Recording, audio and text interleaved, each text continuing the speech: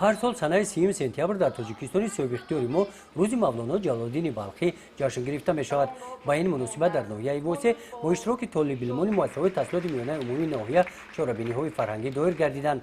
در مؤسسه تحصیلات میانه عمومی رقم 2 دهه ارال جماعت دهات به نام میرعلی محمد علیف این چهاربینی با قرائت شعرها و نمایش صحنه‌ها برای اشتراکیان خاطرمند و پرمضمون گذشت.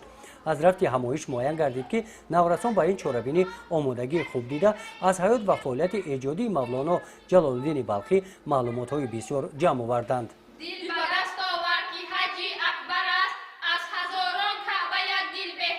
خوانندگان اطلاع دارند که بزرگترین اثر مولانا جلال‌الدین بلخی مثنوی مولوی میباشد. جلال‌الدین بلخی یکی از سرمحصول‌ترین ادیبان تاجیک است. او با میراث ادبی خود جهانیان را در حیرت گذاشته است. دیوان شمس، مجالس صعبه، مکتوبات، فیهی مفیدی، مثنوی معنوی از آثار گرانبهای بلخی محسوب میشوند.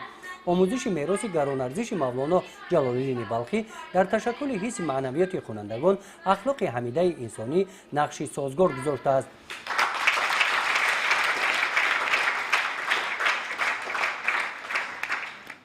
فکر میکنم این یک از نقطه نظری علمی یک ساعت تربیوی به شما میرد، چون که رومی در ساحه تربیه بنیاد غنی نوشته است. از این خواننده به خود یک دست عبرت میگیرد و همین آدمی که کتاب میخوند همین شعور او دیگرگون است و او در جامعه خودش با دیگر خیر اداره کرده میتواند.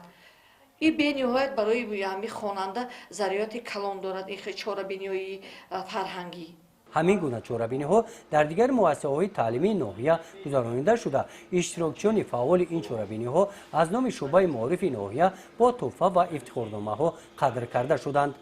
گزارش خواجه نظریف خدای نظر ظهورف از ناحیه واسه برای برنامه اطلاعاتی نوید.